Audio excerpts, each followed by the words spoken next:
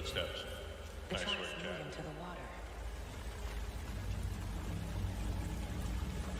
Oh! I can feel something.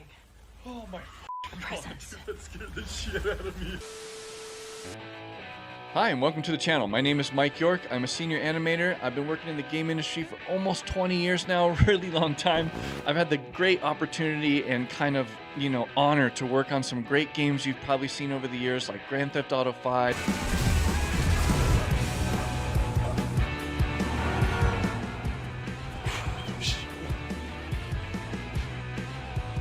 Red Dead Redemption 2. Oh, look at you.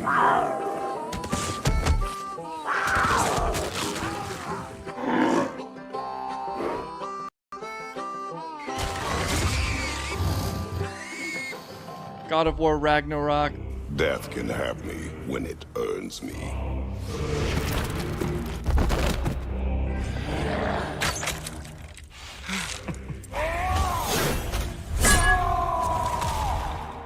Fortnite. My name is Master Chief, and Mike York animated me hopping down from this fridge. This here is motion capture of a guy like jumping down. And then I animated this too, right here. And I made him feel more heavy. So I worked on the animation and made him feel basically go behind the scenes, deep dive, and show you guys some game development content you've never seen on another channel. Bad blending right there. The wolf got up really weird. I don't know what happened right there. Oh god. Oh, there it is. Speaking of that animation right there that you guys just saw of him falling, you have to get the car lined up just right in order for the animation to look perfect. It took the animation and slid the animation over and That shield that you hide behind does not belong. holy shit, you guys. This is some of the best facial animation I've ever seen in my life. Were untouched metahuman animator solves. Oh, but no. Working with the metahuman Those are untouched solves? Shut up. Oh, fuck, dude. My job is at risk. Oh my god, these are untouched? Oh, that was my animation right there. All these cows. Every one of these cows is using one of my animations. That's cool as shit, man. That is so cool, man. I'm so honored to be able to work on this game, dude. And so if you're into that stuff, come by, enjoy the streams. We also stream games here on Monday, Wednesday, and Friday nights from 9 to 11 p.m. Mountain Time. So hopefully you enjoy this channel. You know what buttons to press. Subscribe if you're into the gaming content and you love this stuff as much as I do. So it's time to leave you a preview so you too can review what we do. 20 years in this business, how yourself sold she whiz. People bear witness. Thank you for letting us be ourselves. So don't mind me if I repeat myself.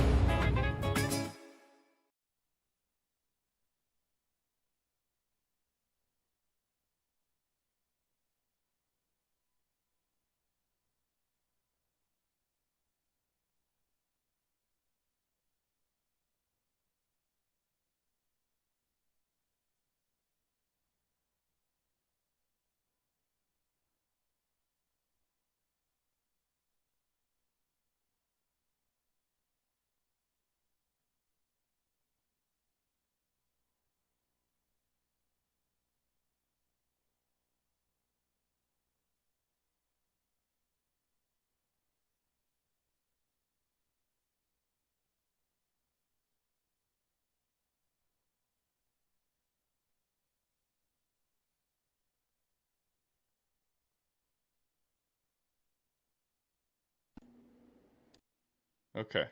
You guys should be able to hear me now. Dude, I had to switch up all this stuff that was wrong with my microphone and the audio from the computer, and I realized I didn't even have the cable plugged in because I had to troubleshoot earlier. Anyways, welcome to the PS5 Pro presentation kind of technical thing. They're going to be showing off the game, or not the game, the new PS5 Pro, talking about its technical specifications, a bunch of different stuff like that. So I'm going to dive into that as a game developer and try to give you some of my thoughts on the price and all this different stuff. So hopefully you guys are having a good day. Welcome, Quiz Theodore. What's up, dude? We got Whoop Cap. How you doing, buddy? Sean Paul. What's up?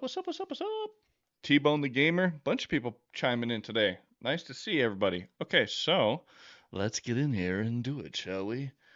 All right, so let me switch over here. All right, so let's go to this PlayStation event here.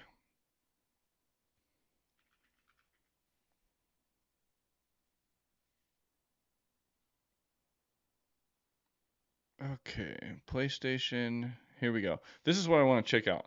This is the PS5 Pro technical presentation hosted by Mark Cerny. All right, so let's dive in here and take a look at this.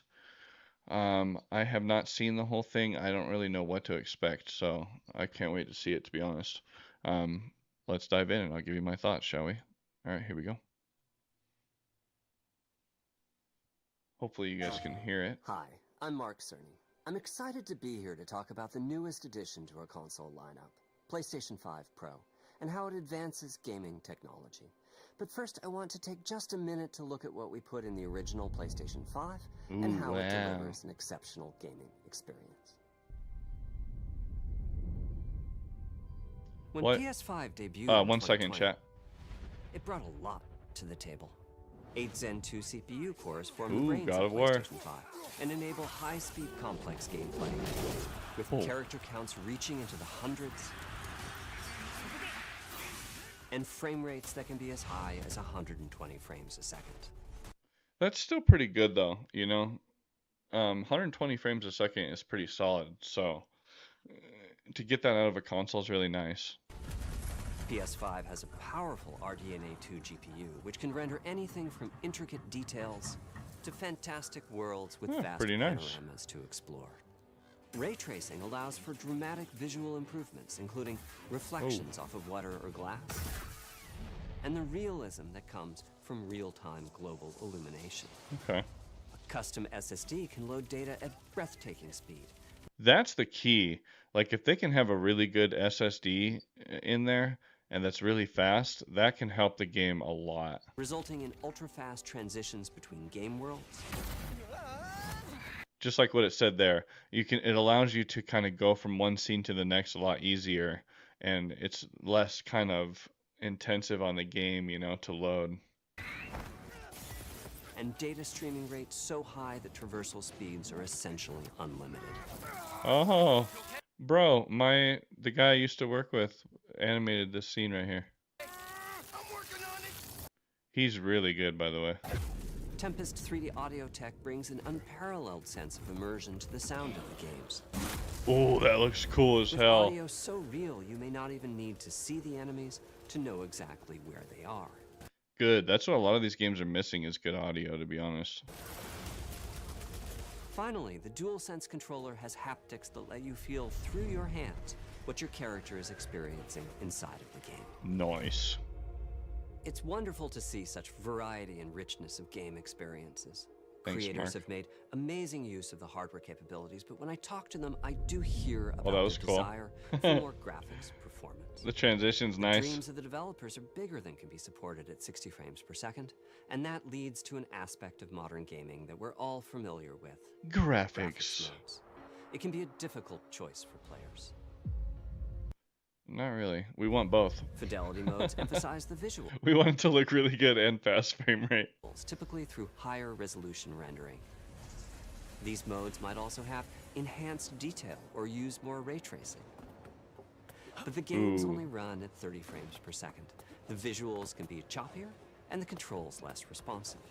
Performance modes emphasize frame rate and interactivity, typically choosing to run at 60 frames per second. Mainly by reducing the graphical detail until those frame rates can be achieved.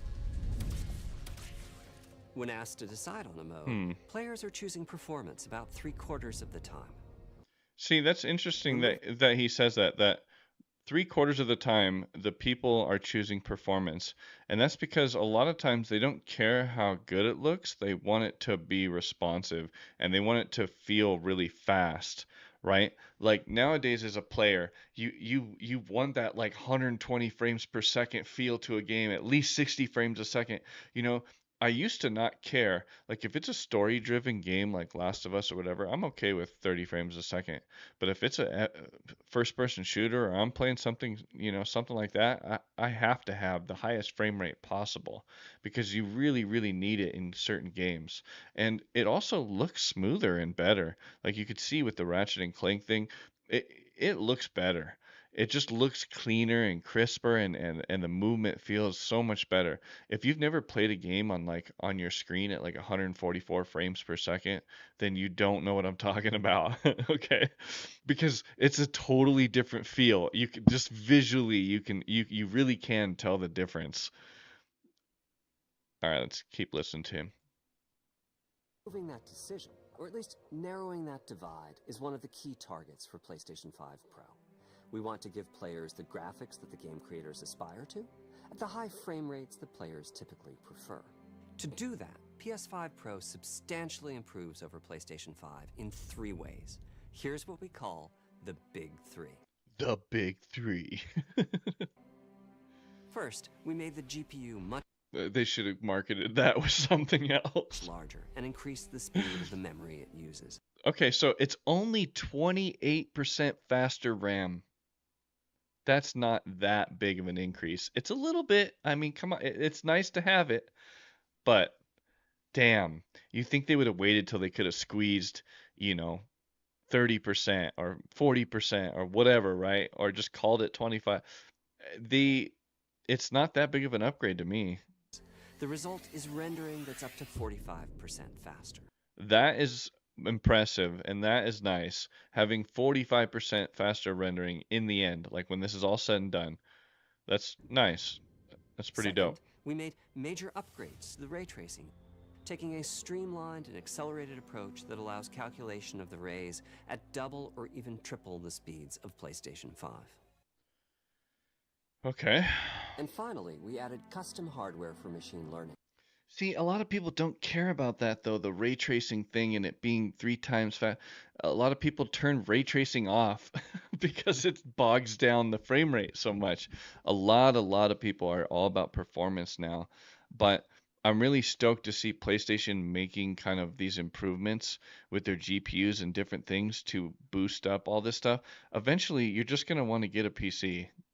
And an AI library called PlayStation Spectral Super Because that's what these are. They're like modified PCs in a little box. Resolution, or PSSR for short. What's this? PSSR analyzes the game images pixel by pixel and can add an extraordinary amount of detail, which boosts the effective resolution of the games. Nice. That is pretty cool. Okay. They might be touching on this briefly, and a lot of people don't think this is a big deal, but this is pretty fucking cool because it's already spitting out the game in let's just say 1440p, okay? And then they're doing upscaling with the new AI technology that's out there and implemented that. That's really cool because the upscaling AI technology right now is actually pretty good. It does a really good job at upscaling something and it's still looking super crisp. So to use that in a video game aspect and running through your PlayStation is really cool if you ask me. I think this is one of the coolest things so far that I've seen. Let me catch up with chat too here, by the way. Let me see here. What do you think about GTA 6 only getting 60 frames a second on PS5? Only 60 frames per second? I think that's amazing that they're going to be able to get 60 frames per second on PS5 Pro. I think that's actually impressive. I'm surprised it's not locked at 30 frames a second, to be honest. A game like GTA 6 is so massive. It's not a game like Ratchet and Clank or whatever, dude. I'm telling you, these games are on such a different scale than some of these games that it's hard to get 60 frames a second out of them. So I'll be impressed if they can actually do that, to be honest. Why showcase that on the PS5 Pro? What, this? Yeah, I don't know. They had already promised this for PS5, so it looks like I'll be trading in my 1-year-old PS5 for a PS5 Pro. Yeah, some people will be doing that for sure. Game creators are adding PS5 Pro support to new and existing titles. And with the big three involved, the results can be pretty amazing. With graphics showing something like fidelity levels of detail but it doubled the frame rate. Okay. Here's The Last of Us Part 2 running on PS5. Ooh, that looks nice, dude. It has huge amounts of detail and targets a super smooth 60 frames per second. Yeah. Let's Yeah, compare look this at the to fidelity difference. mode on PS5, which is only running at 30 frames per second. Ooh, what and a is therefore difference. much See? choppier. Yeah, it's much choppier. I don't know about you guys, but to me, there's a massive difference right now. Let's compare this to the fidelity mode on PS5. Look at Which is that. only running at 30 frames per second and is therefore much choppier. Yeah. This goal Big of difference. delivering almost fidelity-like graphics at performance frame rates has been achieved for a broad set of titles, including Marvel's Spider-Man 2 and Ratchet & Clank Rift Apart. We can see that PS5 Pro is close to doubling the power of PlayStation 5. Another way to compare the two consoles is to look at PS5 Pro versus Performance mode on PS5, both of which target 60 frames per second. What we see here is a difference in Whoa. Big difference. Look at that. Whoa. detail. PS5 Pro is much sharper and crisper than PS5. For sure. For this, my favorite is the parade scene from Wow. Ratchet & Clank. Distant details are much clearer. But distant details don't need to be much clearer all the time. A lot of times you want it to be like a depth of field and you want it to be blurry sort of back there. You know what I mean? And here we can see Marvel's Spider-Man 2 is noticeably higher resolution throughout the scene, Well, yeah, including the much trees better. and procedural cars. And it also looks more grainy. So overall, some remarkable improvement to the games. On PS5 Pro, we can see Dude, they just keep showing off Ratchet and Clank. This game is like 4 years old. I mean, I hate to say it, but and it's not like the one I want to see is games like Last of Us Part 2 and you know, Spider-Man is sort of up there with that type of thing, but I want to see high fidelity. I want to see super high resolution. Like I want to see all that. And they're not showcasing that. I wish they would showcase that with a new game coming out right now. I want to see a new game pushing the capabilities of the PS5 Pro is what I would love to see. increased sharpness to the graphics or smoother and more responsive gameplay.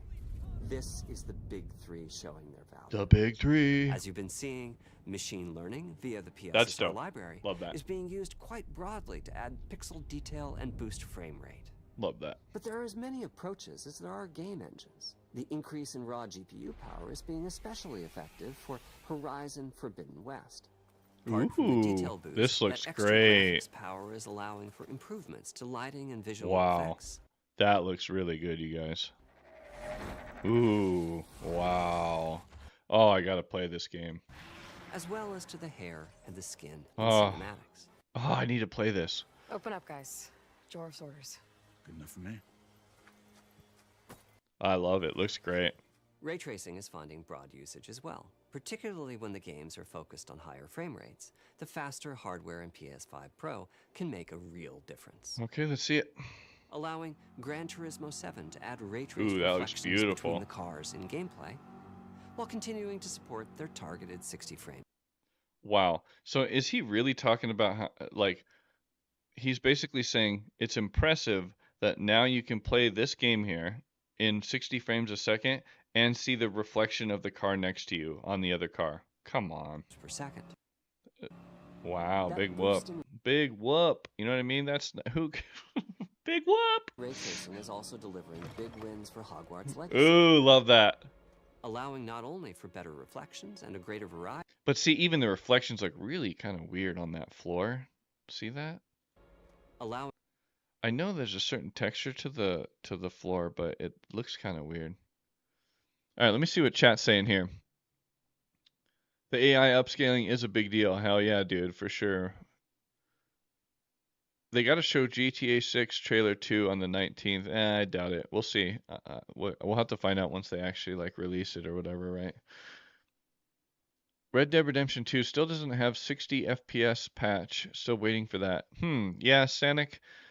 I wonder if I'm pretty sure they will do that. They'll be up-resing Red Dead Redemption 2. I guarantee it. Not guarantee it, but I would assume they would make like a really good remaster of that maybe later. It's already really good. I don't think it even needs it.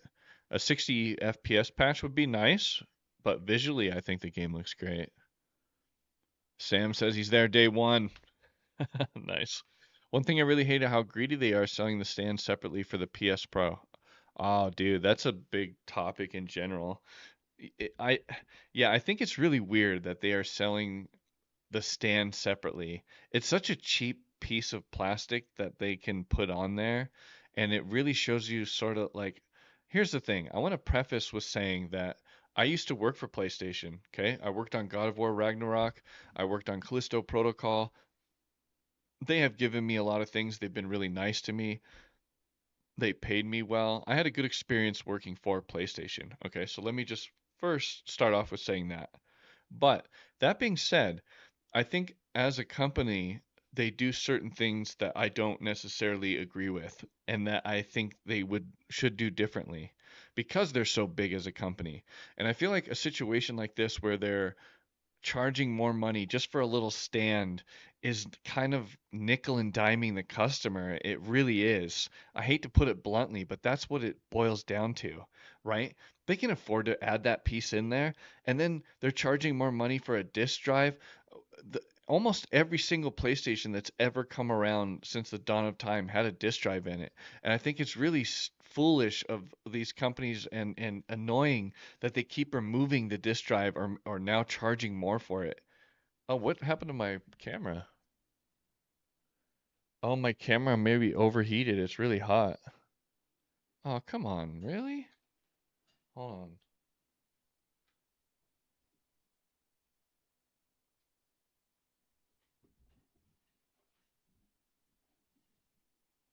Yeah, I know it's black screen. Sorry, I think my camera's overheating. Something. All right, so anyway, I think they're really kind of charging the customer for things that they don't really need to charge for. And I think it's a bummer that they're now doing that with like a little stand and stuff like that. It's just it's whack, dude. Not only for better reflections and a greater variety of reflective surfaces, but also for further realism in the casting of shadows. I hope you've enjoyed this run-through of the technology behind PlayStation 5 Pro. Yeah, it's pretty nice. Simply put, it's the most powerful console we've ever built. And Dude, is it just me or does this guy look just like the guy from Garth from, Wayne's World? a worthy addition to the PS5 family. Let me wrap this up He looks just like him. by giving you a quick look at a number of games. Come on, chat. Come on. This dude, go look up the actor and then the movie and shit and tell me that this guy doesn't look like the fucking dude from Wayne's World. Running on the new console. He looks just like the actor. Even his hair is like, he doesn't have long hair, but it looks like the guy from Wayne's World cut his hair and now works for PlayStation. Running on the new console.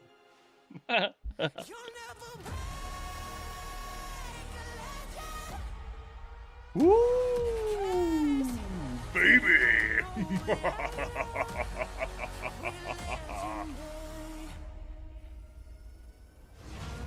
Here we go. Show it up to me. Show it off. Yeah. Sick, dude. Oh. I gotta play Last of Us Part 2 again. I gotta play it. And Part 1. It'll be worth it. Okay. Maybe on the new PS5 Pro.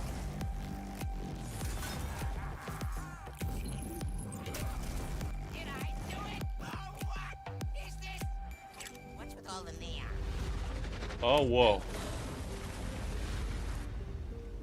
Nice. Well, it's good to see them show. There we go. This is a new game right here. Okay. And they're showing this one off. They should show off more PS5 Pro kind of renders of this new Assassin's Creed game. Right here. Okay. Ooh, there we go. Yes, more. Ooh, look at that. Holy shit, that looks gorgeous. Yes. Oh, that looks cool. Oh, dude, I want to play this game too, Hogwarts.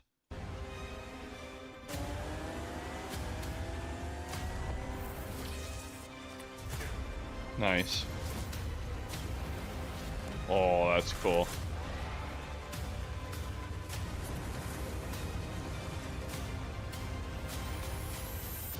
Oh. Nice. Whoa, okay. So we got a price tag of $699, ladies and gentlemen. That's 700 smackers. We're almost reaching $1,000 for a console now. We're almost at $1,000. And look at some of the other prices, or some of the others, like in Europe. I think that's what this is. $800. Dude, I'm telling you, that's that. When you're talking about spending $800, you might as well just spend $1,200 or 15 and go get a PC at that point. I love PlayStation. I love what they do. I think having a console is an awesome thing, but eventually I can see, these type of things, they really have to separate themselves from what's different than a PC, right? What's great is you can still play a lot of these games for $800 or for $700 instead of having to spend $1,500, right? At least people are not forced to spend that much money to be able to play some of these games.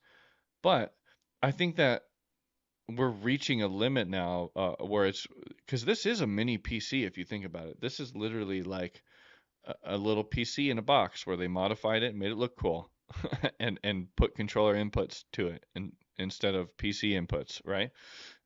So I think that and you can, if you buy a PC, you can just get a controller. If you want to play with a controller, you can just literally get one.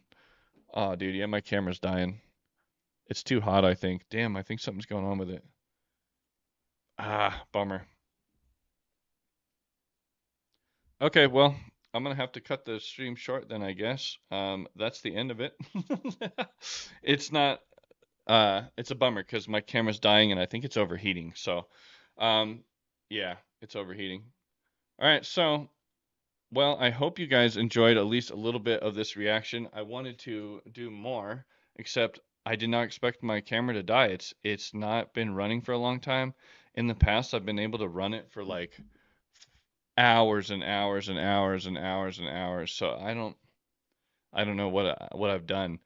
A couple times I left it on and it was way too hot, but I wanted to dive in more with that stuff and talk about more of this kind of situation here, but it's not working out for my camera. But anyway, $700 is quite a bit of money for this, and hopefully people can afford it and whatnot. For me, it's pricey. I'm sure for the median household, it's probably pricey as well. So, and like the guy saying in chat, a lot of people don't want to deal with PCs, replacing parts or doing stuff. But once you get a PC and you've tried it out and you've used it a few times, then you get a gist of how to take it apart and do all that, and then you realize like, oh, this is actually more convenient. If anything breaks, I can just go replace it for really cheap and just open up the side of it and put it in, right? But some people don't want to do that at all. They don't want any hassle. They just want to plug it in and play the game. And if it doesn't work, buy a new one, right? So there's a whole difference between some of that stuff. But PC also you can do a lot more with. You like how you browse the internet and do all these things. There's so much you can make a game on a PC. Okay? On a PS5 Pro, it doesn't matter. You can't make a game on there.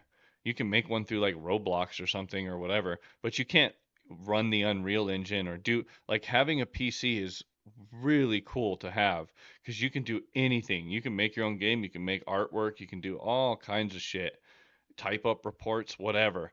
On this, you just play the games that come out, and you can like browse the internet and use YouTube and whatnot, right? Some of their apps and whatnot. But yeah, sorry, the black screen, guys. My camera is dead right now. So anyway, thank you for coming out to the stream. I really appreciate all your guys' time and support. I will be streaming tonight later on. Hopefully, if my camera doesn't die, I really need to get this figured out. Maybe it's just because my room's too hot right now. I'm not sure. But thank you guys so much for coming out. Gino, Kat, Aaron, Beastie, Andreas, Sam, Rash, everybody, holy moly, a bunch of people came out today. I wish my camera was going right now because I have some time to chat and do stuff. I'm on my lunch break. So, oh well. I'll catch you guys in the next one. Make sure to please like this video, bend it over, give it a good smack for me, okay? Miss you guys, love you. I'll see you later tonight, all right? Have a good one. Catch you in the next one.